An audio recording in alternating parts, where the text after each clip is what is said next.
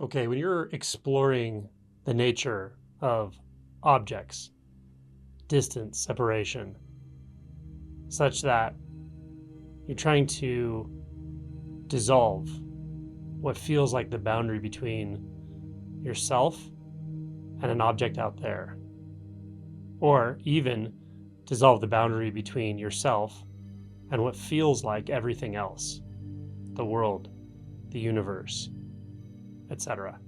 When you're doing this, it can feel as if something here is trying to reach out and do something to the object, or what seems like the external, like you're reaching out and imposing something upon it, or you're trying to merge with it, or push forward into it, or trying to connect with something that's in front of you, like an object. All of these can be very frustrating, and I know this because I hear it pretty frequently, and I heard it twice today. So, what do you do about this? Or what's a different approach?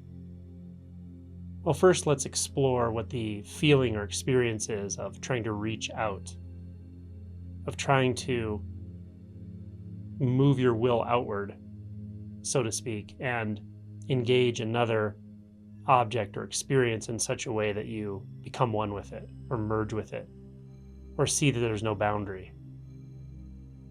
You probably can sense that this impulse, this subtle feeling of reaching out, is pretty common throughout the day with our usual processing, with the way we think about other people, situations, the future even.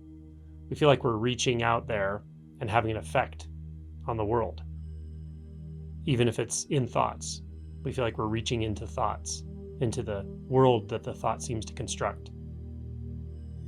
So what I want you to notice is that the feeling of reaching is already based on a presupposition. It's based on an assumption. And if we start by questioning that assumption, if we start by even questioning the perception, experience, or belief of reaching out, of something here that can reach out there to make contact, to merge, etc., or probe, even probe for a boundary. If we see that assumption and start by not even making that assumption, it might start to feel a little different. So pick out an object, anything that feels like a solid form, something across the room perhaps. It can even be a sense, like a physical sensation in the body or a sound. But for this, I prefer you use an object. Picture on the wall, or a curtain, or the floor, or your foot, and engage the visual aspect of it, what it looks like. That's where I want you to put your attention. But just merely rest your attention on it. Don't try to do anything with it. Don't try to merge. Don't try to make it turn into something. Don't try to dissolve a boundary. Just behold the visual experience. Nothing more. Let the visual experience be there. The lines and shapes and forms. If it appears that there's depth, so be it. Just let that visual experience be raw data, whatever it is. Start there. And then come back to what feels like you, but don't take your attention off of the visual experience, the colors and shapes and so forth. Let those remain in awareness, just as they are. And come back and feel into what it's like as you continue to take in this experience, to question whether or not there's even something that can reach out toward that. Something like attention. Where are you even taking reference from for that? Is it coming from some part of the body? The chest, the head, the brain, the mind? What are you imagining? What are you perceiving? It might feel like the body itself is expanded outward and moving toward something, some experience or object, or this particular object we're paying attention to now. If you feel that, even some kind of ineffable expansion, look and see what is it that actually makes that appear to be happening. Just look for it.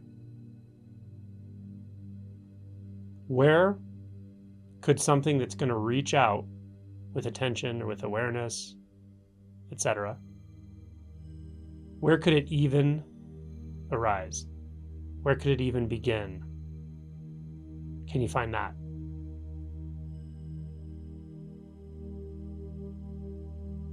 Can you find what would have to be there for reaching out to even occur? Now again, all the while you're asking these questions or looking where I'm pointing with the questions, keep your attention on the visual field. Now we're not going to make any assumptions about what's here.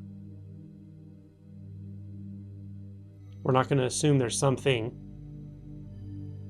perceiving that visual experience or beholding it, unless we can actually find it, unless we can actually locate it in some concrete way. So what you might notice is a sort of shifting, perhaps spaciousness in the location that feels like where you usually perceive yourself. That's fine. Let's not label it. I just wanted to bring it to your attention, but let's not call it anything. Let's just let it be how it is.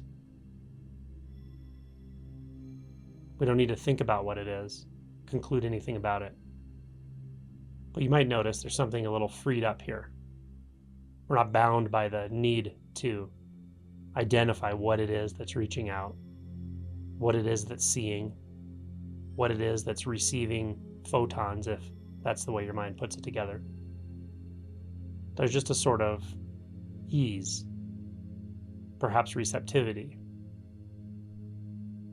But it's not doing something to that visual experience to make the visual experience what it is. Do you notice this?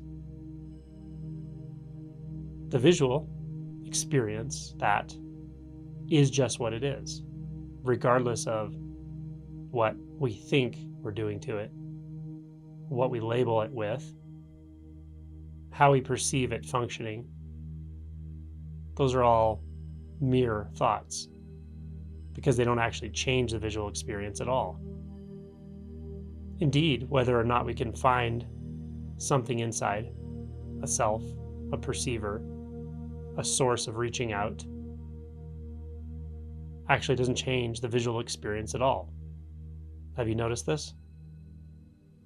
So let there just be that visual experience. But don't try to make there be not a self either.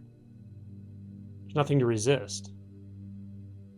Resistance itself is a thought. So there's something like, perhaps, if there is in your experience, the spaciousness of what is aware, the spaciousness of the general location we might call me, but not imagined on a map, not imagining a body, just a sort of bare perception, bare awareness, something like that. There's also the visual experience, which hasn't changed, assuming you're still looking at the same object. So if those two are both here, and one is not acting on the other in either direction, how do we even know those are discrete phenomena, that they're different? What are we taking reference from that says that the visual experience is somehow different from, apart from, or other than in any way that which is aware of it? Even to to say aware, I'm hesitant, because it's not awareness at a distance, because that would be a sort of imagined reaching out with attention. But we're going primary to that with our experience. Now, you might also notice emotions come up with this, like frustration, or just something that feels strange or different, or even fear. All that's fine. Doesn't mean you did anything wrong. They don't have to be there, but I'm just bringing that up in case. So what if we just rest in this clear knowing that whatever is experienced as the visual is actually not out there, or at least there's nothing that's reaching out to confirm an out there. And there's nothing that can be said to be in here that's separate from, apart from, or distinct from that visual experience. When you start to recognize that sort of unity, inside and outside are unified. The seen and the seeing and the seer are unified. There's no inside and outside. There's no farther or nearer. There's no perceiver or perceived. That's an overlay. It's added on, an afterthought. Then just rest with this. Be alert to notice when thoughts start, and just return to this. How do you know when thoughts start? Well, there's internal narrative, labeling, or imagining a body, imagining the eyes, imagining photons or some scientific description that you've learned. We're not interested in that. We're interested in the primary experience, the raw experience. So just stay with it, but just be a little bit alert to when thoughts arise, and then lead yourself back to this undeniable, immediately obvious, ridiculously simple, pure sight.